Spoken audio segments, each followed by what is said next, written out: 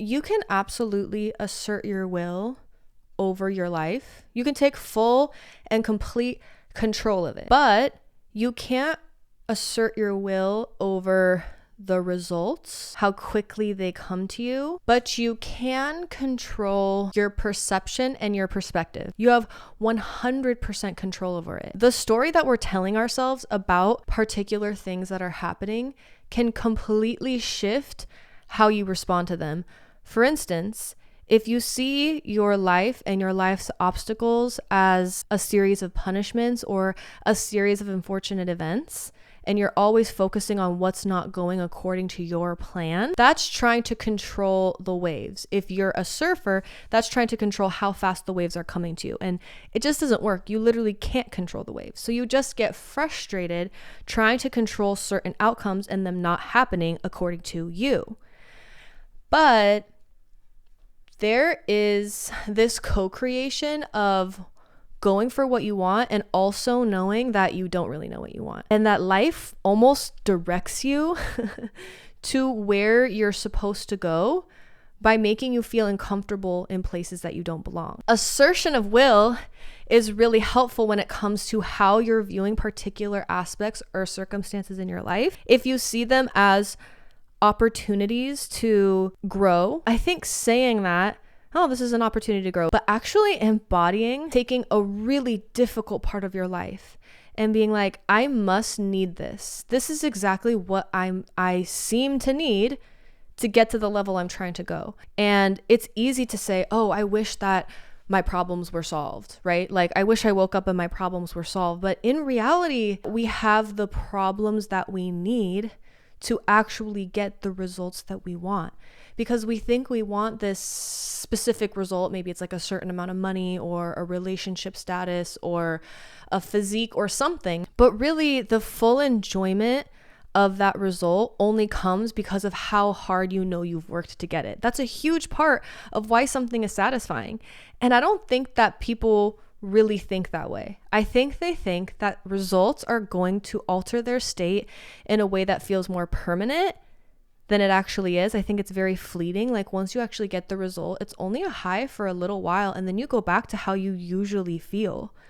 So really, what you can control is how you feel in each moment. Why do I have to be miserable right now? Why do I have to feel stressed and anxious that certain things aren't going to work out the way that they, like, what if I just was okay with how things were? And what if I saw the things that I don't like these painful things, as yes, painful. But if I can say, I know this is painful, I get to maneuver working through this pain. After working in an eating disorder treatment facility, one thing that I've learned is that you just really see up close and personal that people are going through a lot more than meets the eye. A lot more. They're dealing with a lot of emotional complexity, and usually the most difficult people to work with, I mean, they're just really truly in hell. Like, within themselves, they are in hell. And they're like, I've seen people who are so high functioning, and none of their coworkers would ever know how tormented they are inside. Like, how awful it is. Like, yeah. To be able to see that so up close and personal, it's just, yeah. Like, people are in chains inside. In DBT, there's this phrase, and it's the path through hell is misery.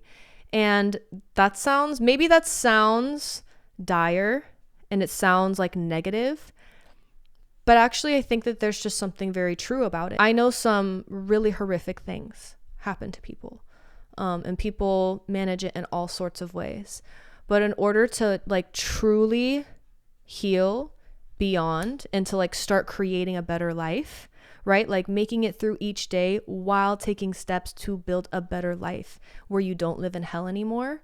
It is honestly a miserable process, and it's constantly picking what's unfamiliar and uncomfortable and doesn't feel safe and is very hard to do. And sometimes just saying, right, I have to accept that there's a certain amount of suffering in life. There's a certain amount of pain in life. if I just accept that, then I can face it and take the steps that I need to do to get out of here. And I know it's going to be honestly awful, but it's because I'm pursuing a better life. It's because I'm building something, right? Like if you literally are building a new house, yeah, you're going to have to like lay the brick and the foundation and put up the piping. Like there's a lot of boring stuff.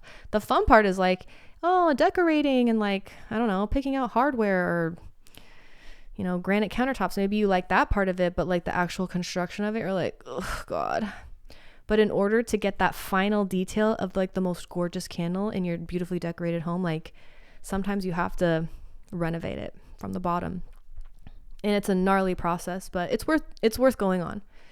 It's definitely worth going on. It is about choosing to see what's going well, but that doesn't necessarily mean like, wow, like everything in my life is so great. But it's choosing like in those moments, like if you're in a state of that's more toward hell, if you're in a state of hell, then it's more like, wow, like I'm so proud of myself for taking the steps that I need to start to change my life. Like if that's the only good thing that you see, like focusing on that. And then life starts to get better. Things actually do start to get better. There actually is more to be grateful for in your actual reality. So if you're always practicing like just focusing on what's going well and taking the actions necessary to create a life that you want to be in, then things do get better, things do improve. That's why I like framing it as a skill. Like your perception and your perspective is a skill. Being able to say, no, we're not seeing this as an obstacle. We're not seeing this as I don't see self-doubt as a reason to not do something. I see self-doubt as a signal that I am stepping into a version of me that I want to be. And of course, I'm going to be uncomfortable or doubt that I can handle something because I'm trying something new. That's what growth feels like. That's what success looks like. So I'm experiencing self-doubt, but I'm choosing to tell myself two completely different stories. If I believe that it's a sign that something isn't meant for me, then the action that I'm going to take is to stop doing it. But if I believe that it's a sign that I'm on my path to growth, that I'm on my path to success, I won't be so scared of feeling self-doubt. And I'll just be like, oh, I know what that is. I know what it's signaling to me, that I'm actually growing, that I'm willing to grow, that I'm courageous enough to grow, to put myself out there, to do something that I haven't done before. That's successful. Self-doubt is a sign of success, not a failure. So how we see things, our perspective and our perception really shape our worlds. So, I don't really care if it is right or wrong, right? Which one is right? I don't even care.